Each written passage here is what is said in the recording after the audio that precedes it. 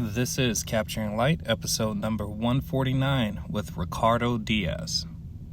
Welcome to Capturing Light, a director of photographers podcast, spotlighting cinematography tips, tools, and techniques, inspiring and educating filmmakers like you so you can illuminate your vision.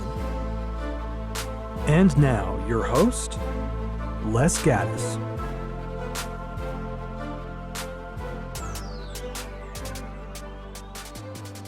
Welcome to the Capturing Light podcast, boys and girls. I'm your host, Les Gaddis, and today we're talking to cinematographer Ricardo Diaz. He got awarded recently for an ASC award, which that's pretty darn fantastic, for his work on Winning Time. Super amazing accomplishment. We had a great conversation, and I really enjoyed the conversation because we talked a lot about higher education and film school, and there's a lot of people that are on the fence about if they should go to film school, if it's important, if you have to go to film school, which, I mean, you don't, but I believe you get the education how you can, when you can, where you can, I'm usually on the go to film school, make the connections, learn, grow, and it's a good Kickstarter for your career. So we talked a little bit about that, and just his way of navigating through the industry afterwards to get him to where he is today. So with that, here is the conversation with Ricardo Diaz. All right, so I want to thank Ricardo Diaz for coming on the Capturing Light podcast. How you doing? Good. Thanks for having me. Glad to be here. Yeah, I'm excited because there's also amazing projects that we're going to talk about, specifically Winning Time. But before we get to that and all the, amazing things that you've been a part of working on as a cinematographer, let's talk about your process into joining the film industry. How did you get started? What was your path? It started really young. I think like most folks in my generation, I'm a elder millennial, I think is what they call me. It started with the movies we watched. I mean, we came up in my between the ages 5 and 15, most of the 80s and 90s blockbusters that, are some of the best, in my opinion, some of the best movies of the last 50 years all came out of that era. And I loved movies. My dad loved movies. I grew up in a really small border town in South Texas. There wasn't much to do, so we watched a lot of movies, 2-3 a day with a Whataburger break in between. Mm-hmm. And it was just that was really all there was to do. And so that became kind of my sanctuary. Again, much like many people who come on the podcasts, this is a similar story, and it was no different for me. And I just pursued it at a very basic level, shooting first on my dad's Panasonic JCPenney VHS camcorder, making films. I had a cousin who was older than me, who had more technical know-how and was a huge cinephile. And his movie that made him want to make movies was Star Wars. Mine was Donner's Superman. And I just started making stuff, and I thought I wanted to direct. And then I was rewatching Superman again because I watch it a lot, and I still do. I have a really similar story to another nominee in my 2024 hour-long series class. David Mullen had actually said this story once too, and it's true for me. I watched Superman and I realized that it was dedicated to Jeffrey Unsworth, who shot it, but I didn't quite know. I mean, I really just knew like director. I mean, I'm like 13 or 14 at this point. Right. And I just we had the internet, we had AOL, it existed, and so I had access to the internet and Yahoo and all this, and I just Right. looked it up. It's like, who is Jeffrey Unsworth and why is the movie dedicated to him?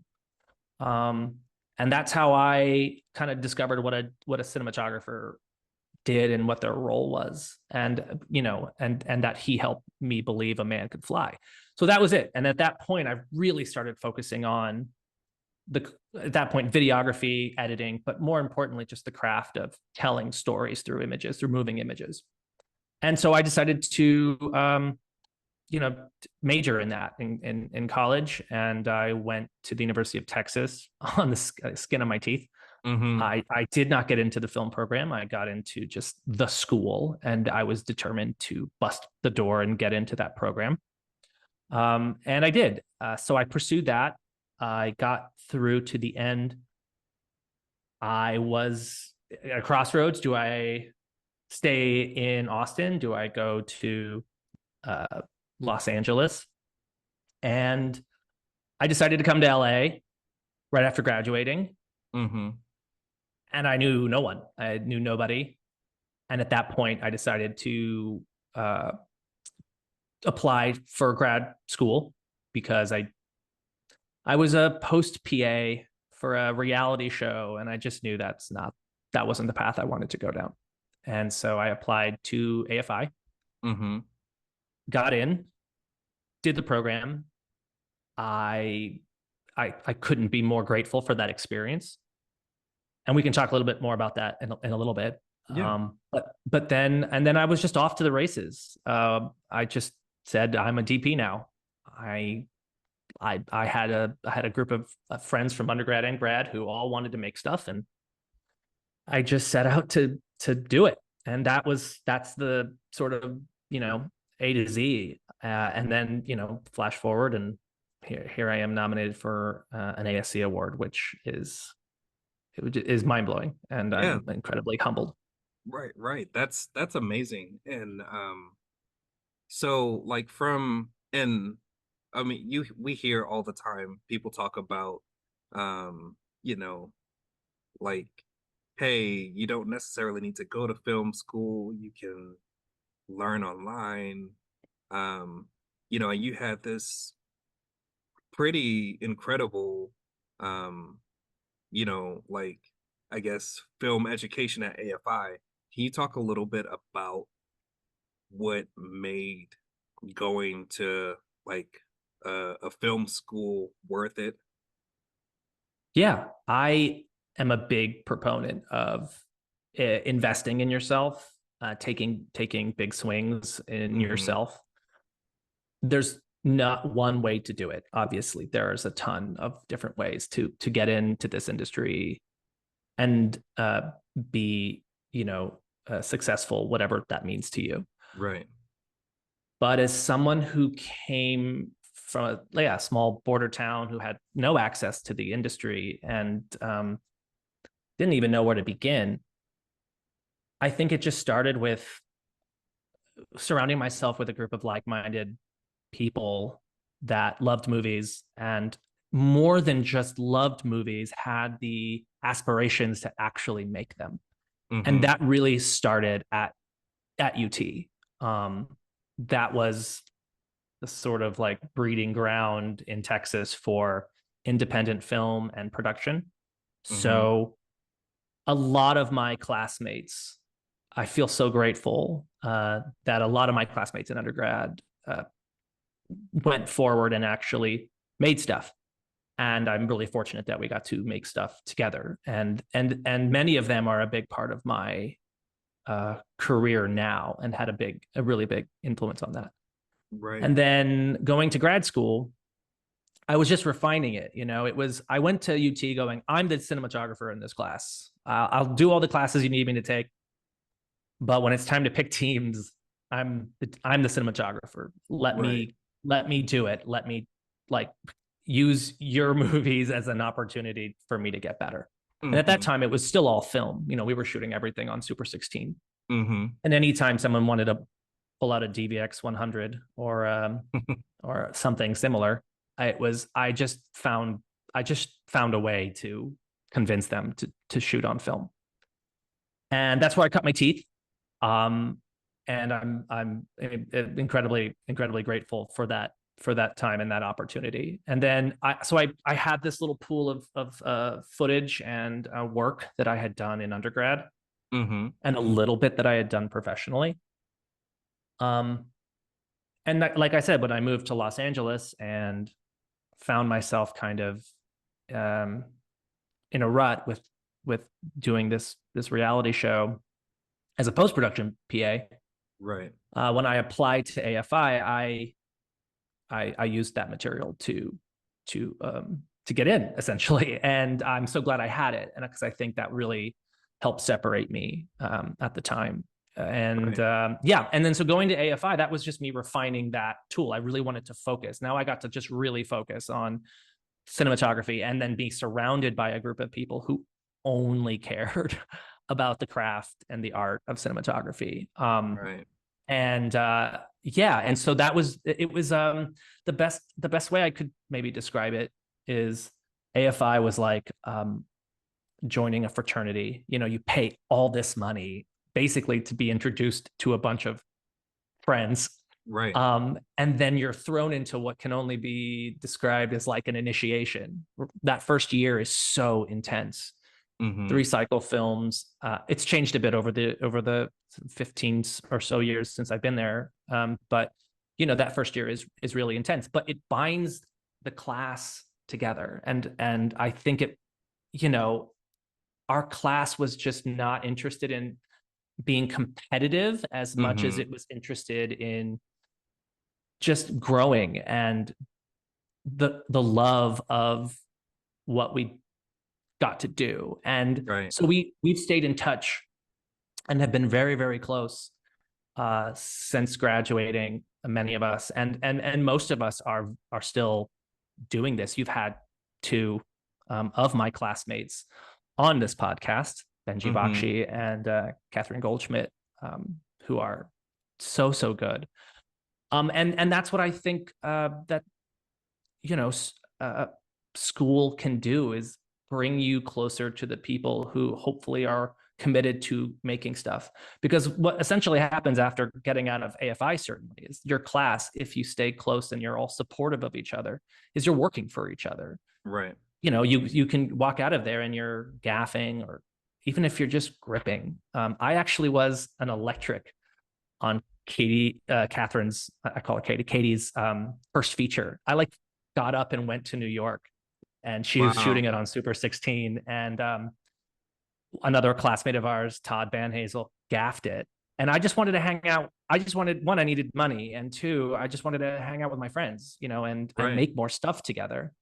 So that was the kind of community that was built at that institution. And I don't think, there is a price tag you can put on it. I could show you my student loans, but it was invaluable to me, because not only did I learn from doing, we learn from each other. Right. And then we carry that on as you leave. So I can't speak enough about that experience, and I think it's worth that money. I can't speak to other disciplines. I can only speak as a cinematographer, that Right. I do believe that an education and finding your people is super important, because it's all about, whether it's your family or your chosen family or your friends and support system, it's about being supported in doing this, because it's a game of attrition, and a lot of us are talented, but it's how when you have that group and you go, guys, things are tough right now. Does anyone have any? I'll do anything. Just I need to be employed right now. That's how we held each other up and kept each other in this business without leaving. Right. And it's invaluable. So yeah, that's my pitch. And I know I've probably said this to my classmates before, and I don't know how they feel about it, but I really think we had an exceptional class. If I listed off the talent that came out of that year, Right.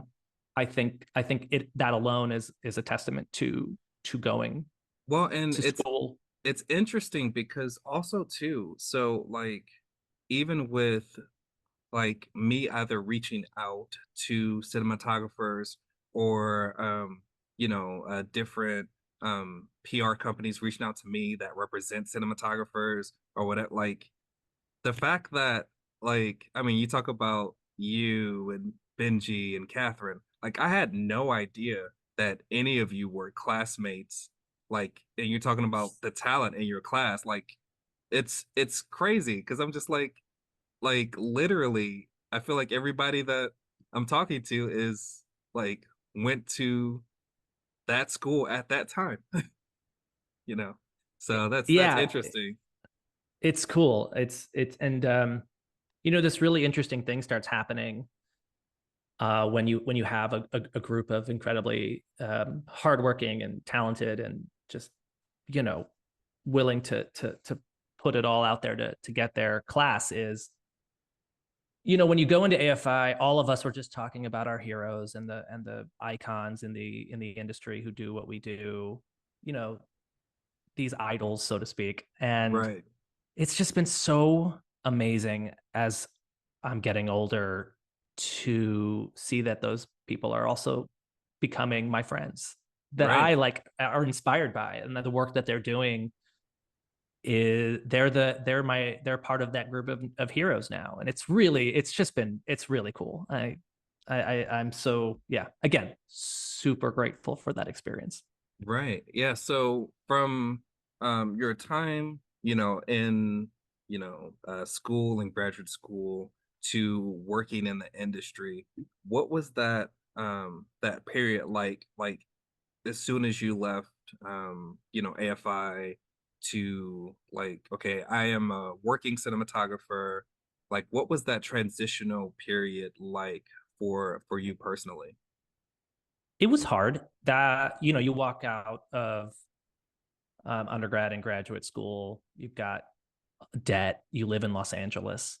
But like I spoke to earlier, immediately coming out of school, I relied on my Mm-hmm. friends from both undergrad and grad school to sort of keep me afloat. And the very first job I took after graduating AFI was almost immediate. I was already a union assistant, second assistant from my time in Austin, and that was also why it was a kind of hard to leave Austin after graduating, because I had taken time to build a community there, Mm-hmm. and I joined the union and I'd done a feature, and that's how I got my union card.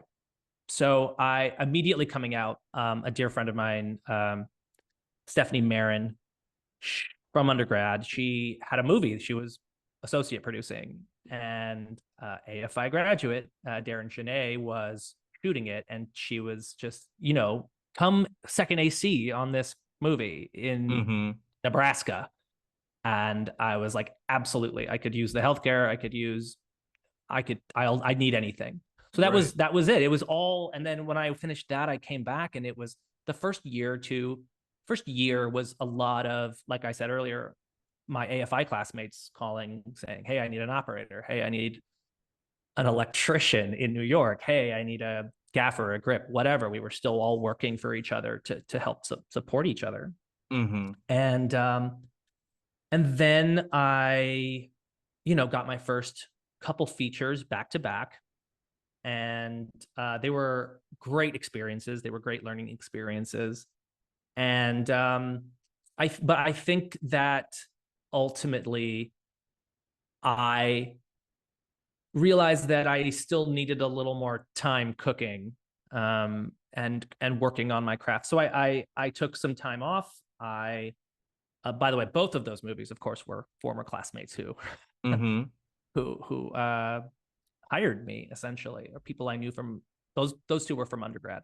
Right. And yeah, I took some time off. I was by time off I mean from features, and I kind of got into the commercial landscape at that point. Once again, my introduction was from one of my professors from undergrad, Scott Mm-hmm. Rice. And I'm so grateful to him and Matt Muir, who hired me to shoot some of my early commercial projects that helped me, me get my feet as a cinematographer of short form stuff. And that I spent a few years doing that. But the big, I call it a big breakthrough because it was a really good movie and a project that I was super proud of, was with another classmate of mine, Karam Sanga, and we made a movie called The Young Kieslowski, and it was made on the skin of his back. Basically, he funded half of it. We made it in and around LA. I didn't get paid. It was that sort of thing. But I loved the script. I read it and I said, we have to do this. Like, I will do it for free. I don't care. I just want to get back. I was feeling it again, feeling the call that I was like, maybe I'm closer to being ready. Mm-hmm. And that movie really took off. Won an audience award at the LA Film Fest. I was over the moon, and then next summer we made another one, and that one played Sundance, and then that was the real kind of catalyst to where I am now, which was still, that was eight years ago. So that was kind of that's like the first 5 years after graduating. And then it's still taken some time. I think I would say that the to get to the work that I'm doing now, the real breakthrough moment was Texas Chainsaw Massacre, when I got the opportunity to shoot that for Legendary. That's what got me kind of the dominoes that led to the Winning Time episode, because you got to do, you have to do some of this work that then, producers can be like, well, they can handle this and they can handle this. And it's these like kind of baby steps. So, those were the first few years. Okay. Right after school. And then you said that all of these different projects and working kind of led up to Winning Time. You were the cinematographer for, was it episode 3? Yes. Season 2? Episode 3 of season 2. Yeah. So, like, what was the process of, like, it sounds like with you, it's a ton of community and collaboration. And I usually ask people, how did you get brought on to the project, that you're working on or whatever? So, like, what was the process of, getting brought into the Winning Time, I guess, ecosystem? Yeah. This is not going to be surprising to you, given the story I just told. But I just got a text from Todd Banhazel, who is the, visual genius behind the show. He shot the pilot, developed the look, toiled over it for a while, and just knocked it out of the park. Well, Todd is a classmate of mine from AFI. That's funny. And is a dear friend. We've stayed in touch. I wouldn't even say stayed in touch. We've just remained friends since school. And I've worked on other movies with him as an operator for him. We've back and forthed for so long. I can't even tell you the history, to be honest. And I always talk to him. I'm always curious what he's up to, because he's such a storyteller and a chameleon. So I'd followed along on the journey that was Winning Time. And as the credits for me kind of started to align, he just texted me one day and said, hey, so I'm getting to direct an episode next season. Do you want to shoot it? I really, and then it took me zero time to just be like, yes, please. Yes. Because I love Todd, and I always love having a DP as a director, or someone whose focus is quite visual. But Todd's more than that. He's also an empath, and that's why he makes and has become a very good director. He just chose cinematography as his sort of weapon of choice to be a filmmaker, but he's always had the gift to be a director, and so that was it. He just texted me and said, do you want to do this? And I said, duh, yes. Right. Like, how quickly can I sign?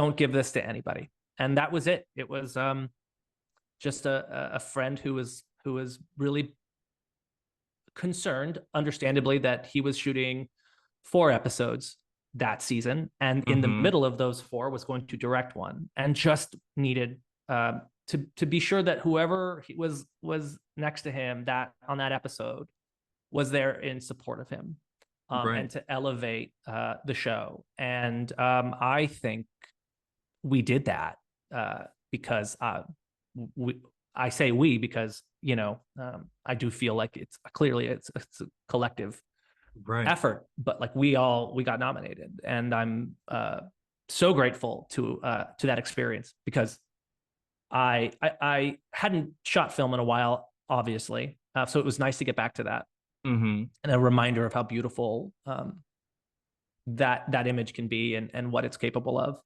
But to play in that sandbox that the Todd created, and then to be able to add to that sort of quilt, that visual quilt, in doing what we did with Larry Bird's, tragic past. Those flashbacks were really unique and had not been done before, and it was a look that had not done on Winning Time. And we fought for that really hard in prep to get anamorphic 16 millimeter and to develop a new Kodachrome LUT to sort of mirror the Ektachrome LUT that the main timeline of the show uses.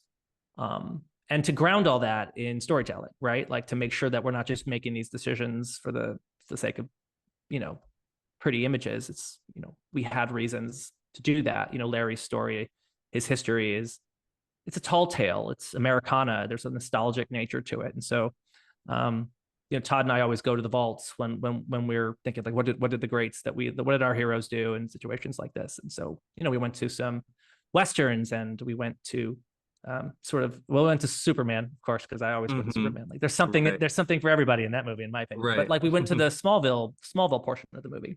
So we wanted it to feel like there was some scope. The French wanted it to feel as big, as scopy as we could do on the show. And so that was the choice for Anamorphic. But he's a gritty character. He's a gunslinger, right? Like and at that time he was a gunslinger for hire. He had left Indiana and the Hoosiers and kind of stepped away from basketball. So he was kind of open for recruitment. And so we still wanted to bring that too. And those, obviously those Westerns of that time were like all scope. So those things we tried to marry, and we wanted some grit and grain to show that he's that salt of the earth, gunslinger, guy next door. So we tried to marry those things. And then of course, Todd has spoken on it in the past on many of the podcasts and interviews he's done. The look was very much an Ektachrome photography, but like a print version of it all. It's like there's inspiration from both of those things. And so we were like, what would be the mirror opposite of that, or what would be the other side of that coin for Larry? And that was a consumer product like Kodachrome. And so our LUT is based on a Kodachrome LUT, loosely based on a Kodachrome LUT, but a Kodachrome LUT nonetheless. For Larry's side. So that was the sort of alchemy we put together for Larry's story.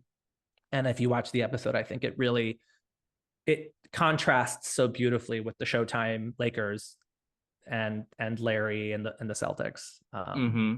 And one of my favorite moments is that at the end of the episode, after you see all of Larry's past in 255, he just became a champion. He comes home for the first time, and we crane down on a 70-foot techno.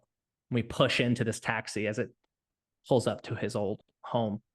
And as we're pushing into the taxi, and his boot, of course, coming out the car, we push past the mat, the 255 mat, and sort of telling you, like, this is now the present. This is where we are now. And it just everything just kind of melded really well. Again, ideas that have a basis in the story. So like that episode, I'm so proud of, and I'm so glad that, that the team got recognized, my operators as well, the entire camera department, my gaffer. I can't say mine. I guess he was all the DPs, gaffer, but Danny Gonzalez and Key Grip, David Richardson, they were just incredible, opening their arms up to, a one episode DP. So yeah, it's I'm so grateful that that recognition was found for us, because they all deserve it too.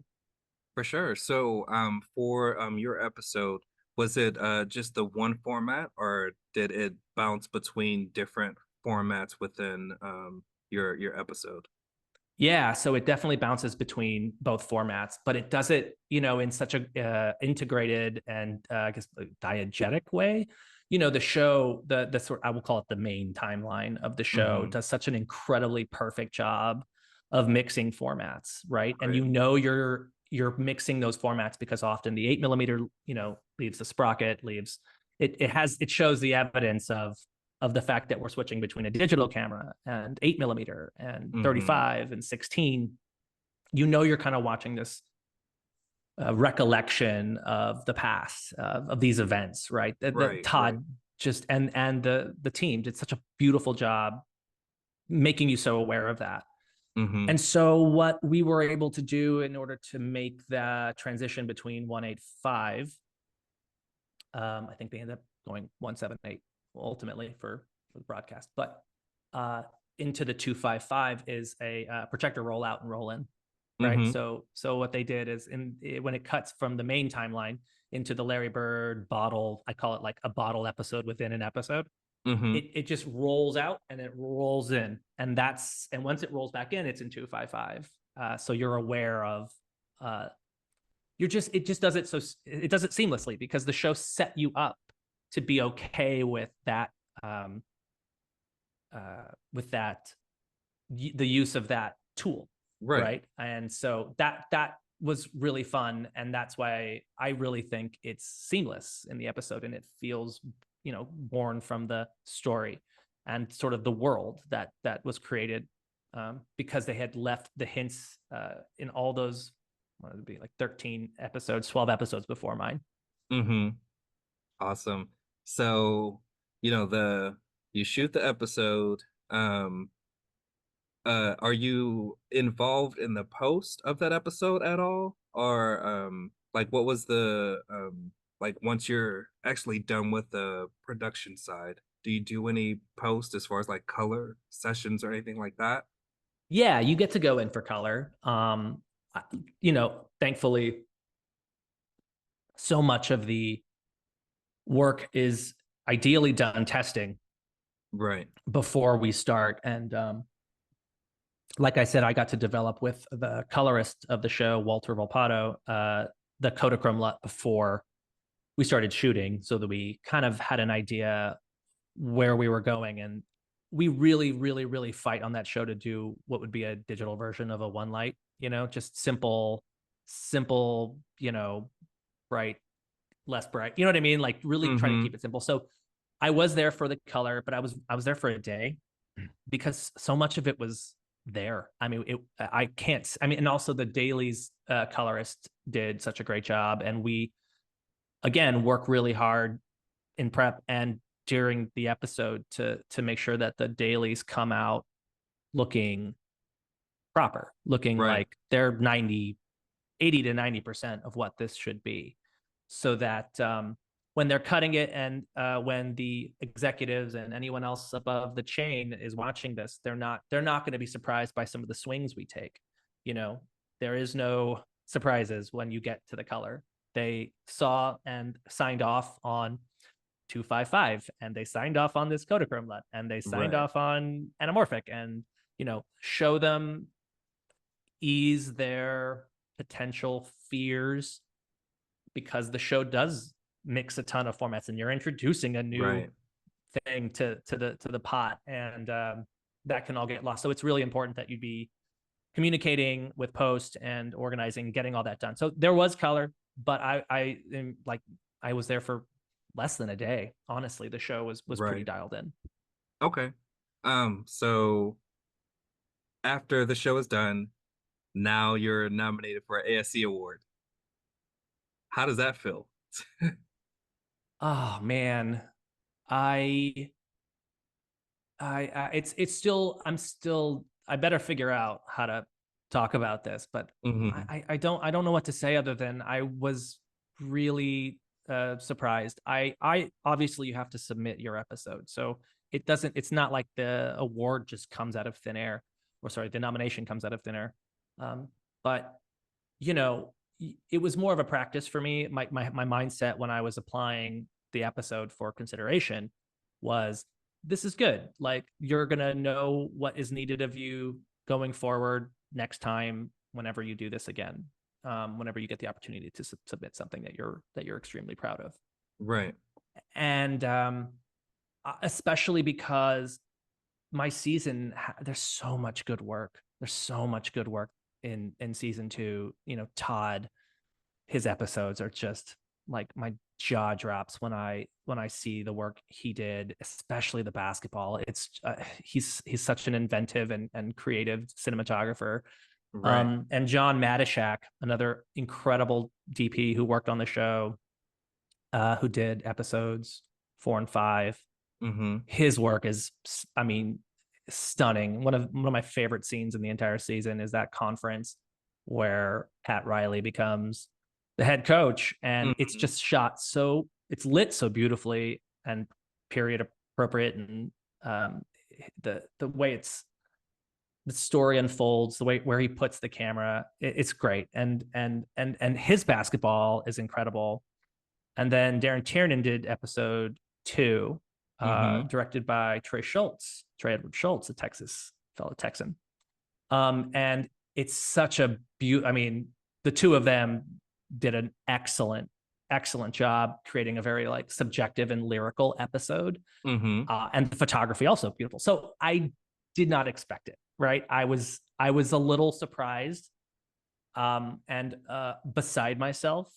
I was very emotional when I found Right. out, because again, it really came out of left field. And of course, you know, the first person to call me was Todd, who has no ego about this. Of course, this is his baby, and in many ways, the nomination is his too, as the director of the episode. I think, you know, Right. he had so many wonderful ideas, as he should, about, you know, where the camera should go and how it should move. And obviously he is the show. If you ask me, Todd is the Right. show. Mm-hmm. And there's a reason that he was nominated for an Emmy, and the only Emmy that the show got was for Todd's work on the pilot. So yeah, I was over myself, and I was very emotional. You know, called my wife, and I just couldn't believe it. I couldn't believe it, because it's a goal. If you do this, I think you have to set certain goalposts for yourself. Right. And I got my first AC magazine from my cousin, like right before graduating high school, and I got to scour through his collection, Mm-hmm. and that was my introduction to the magazine, and then the ASC in general, and then the awards, because they often would do like a roundup in the magazine. Right. And that was when I was aware that you could be sort of nominated by your peers. Mm-hmm. And at that point, all your heroes are in this, you know, in the ASC. So yeah, that became a really early hope and dream and goal for me that I didn't expect would come to fruition so soon. I know I'm not that young or that old, but I'm just so grateful. I'm just so grateful that they found the episode and the work worthy of this recognition. Right, for sure.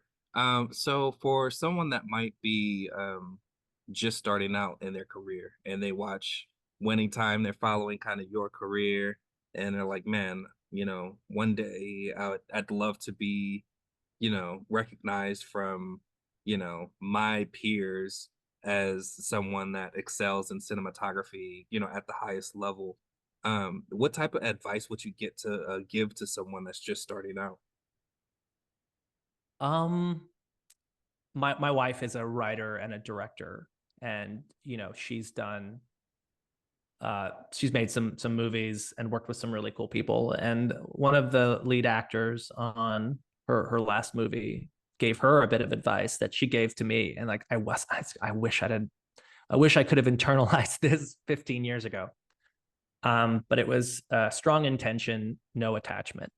And I think that so much of our career is, and I think Benji talked about this a little bit on this podcast, was like the milestones, right? Mm-hmm. Um, you want to keep finding and achieving those milestones. So that's your intention. That needs to be the intention, but you can't be attached to it. And I think go make great work. The milestones will kind of happen naturally along the way, along the journey, along that path. And don't attach yourself to, if I have to do this for my reel, or I have to do this to get nominated, or I have to do this to get whatever that may be.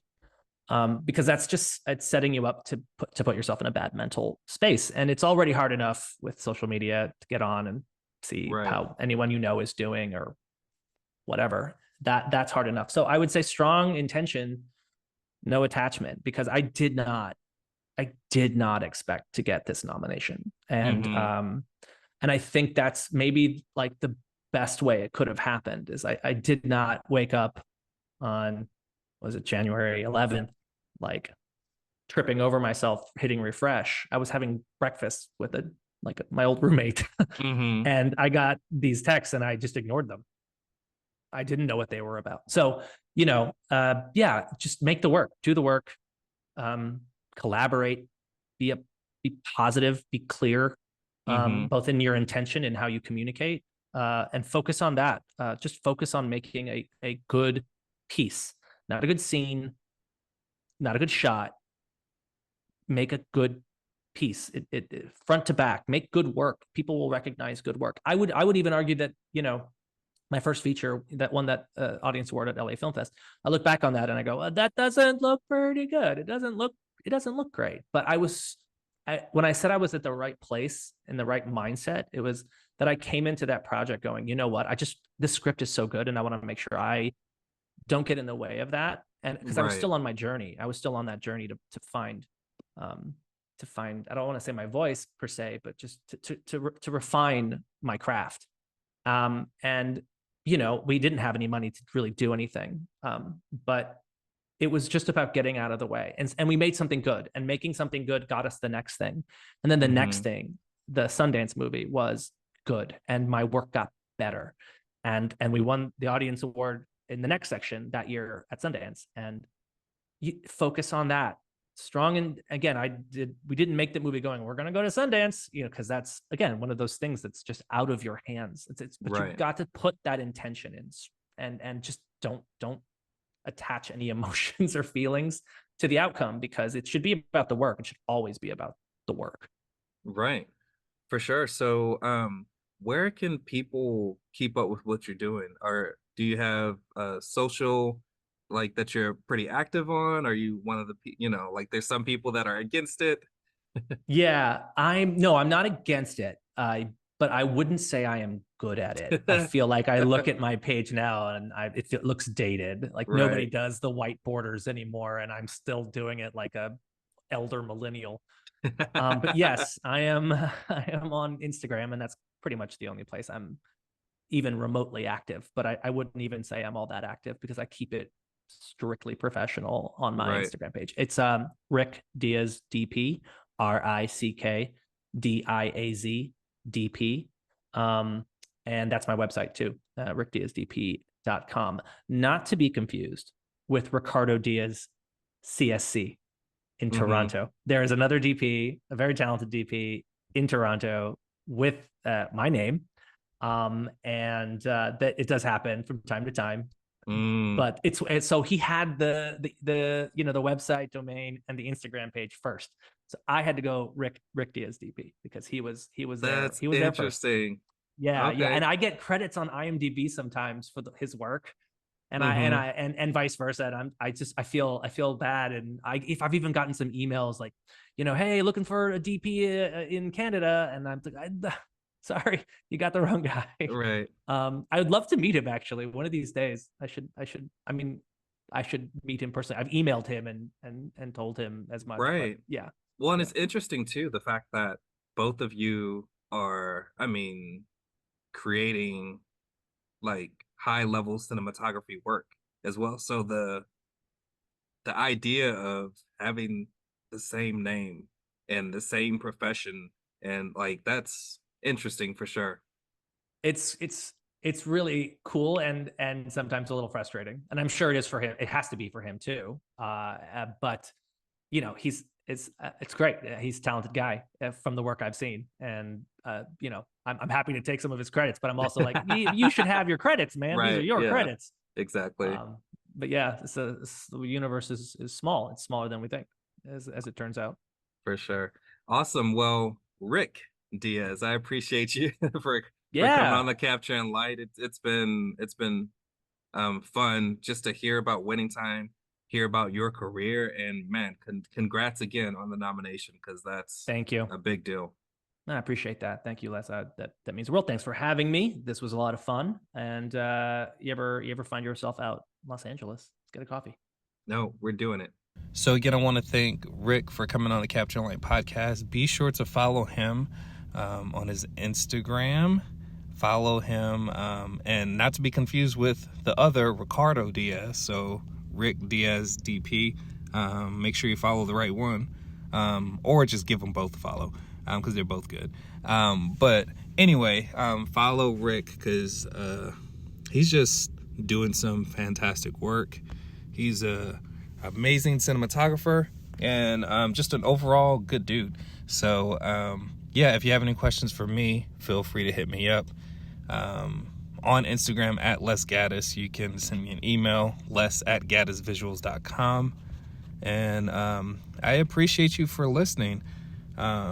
Pretty soon I'm have to jump in and do a podcast where I answer more questions because I've been getting them in, but I've just been ignoring them, like just wholeheartedly just looking at them and saying, no, I'm not going to answer them because I've been just so busy with life and all the things.